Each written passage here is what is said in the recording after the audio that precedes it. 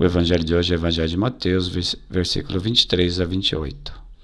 Proclamação do evangelho de Jesus Cristo segundo Mateus. Naquele tempo, Jesus entrou na barca e seus discípulos o acompanharam. E eis que houve uma grande tempestade no mar, de modo que a barca estava sendo coberta pelas ondas. Jesus, porém, dormia.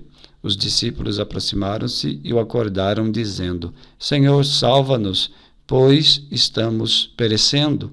Jesus respondeu: Por que tendes tanto medo, homens fracos na fé? Então, levantando-se, ameaçou os ventos e o mar, e fez-se uma grande calmaria. Os homens ficaram admirados e diziam: Quem é este homem que até os ventos e o mar obedecem? Palavra da salvação. Comentário ao Evangelho. Jesus acalma a tempestade. É o relato bíblico que nós lemos, que tem uma mensagem muito importante.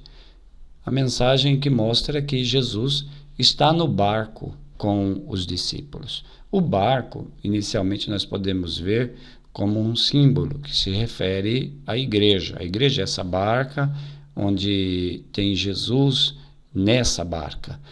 E essa barca passa por tempestade enquanto faz a sua história no mundo. São muitas as tempestades em tantos tempos pelas quais a igreja passa. Então podemos ver nossas comunidades e ver a igreja como um todo, percebendo que tempestades são estas. Então a gente pode ir pensando em tantas tempestades, por exemplo, estamos passando uma tempestade muito difícil, né? Que é essa pandemia mundial. Então, hoje nós somos convidados a renovar a nossa fé no Senhor como cabeça da igreja e rezar por ela. Jesus está na barca, Jesus permanece na barca e nós devemos rezar pela igreja para que ela se mantenha firme em meio a essas tempestades. Também podemos ler nesta barca, a barca da nossa vida. O Senhor está também no barco da nossa vida. Nós não vamos só nesse mar. No entanto, em alguns momentos, nós não percebemos essa presença do Senhor. Ele parece estar dormindo e as ondas, as dificuldades, as contrariedades parecem agitar o mar e o barco. Então, quais ondas são estas? Quais são as tempestades da minha vida? Você consegue localizar hoje tempestades pelas quais a sua vida passa? Os discípulos acordam o Senhor. Eles vão falar com Jesus, não tentam resolver sozinhos algo que os sobrepassa. Então, nós também devemos fazer como os discípulos, porque muitas vezes nós queremos resolver os problemas e contar apenas com as nossas próprias forças.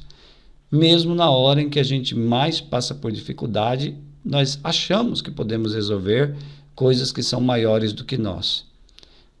Não devemos continuar nos enganando. Devemos confiar que o Senhor está na barca e que o Senhor já está agindo.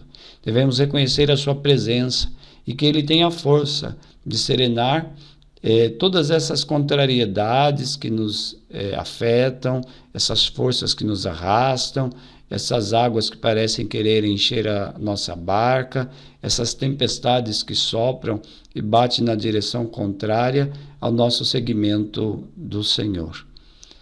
Então, hoje nós podemos dirigir a nossa prece como os discípulos dirigiram. Eles disseram: Senhor, salva-nos, pois estamos perecendo. Ao levar ao Senhor a situação, os discípulos, eles transformam a vida e até a morte em oração. E é a isto que nós somos convidados.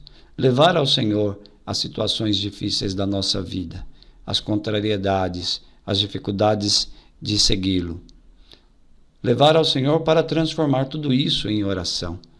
Portanto, hoje somos convidados a aprender a orar, aprender a suplicar ao Senhor, expressar de todo o coração tudo aquilo que estamos vivendo ao Senhor em diálogo. O Senhor é aquele que acalma o mar.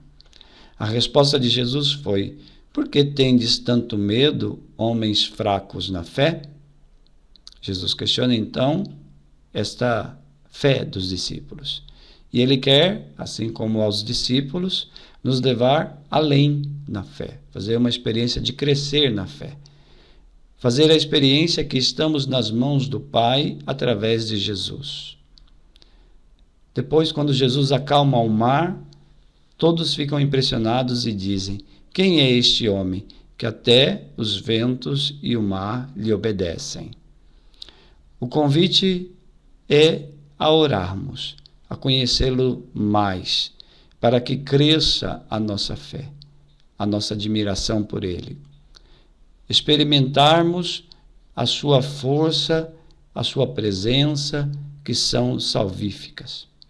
É a isso que o Senhor nos chama hoje, a nos confiarmos em suas mãos e, sobretudo, nos lançarmos na oração, sobretudo quando as situações contrárias nos ultrapassam, são mais fortes do que nós. Glória ao Pai, ao Filho e ao Espírito Santo, como era no princípio, agora e sempre. Amém.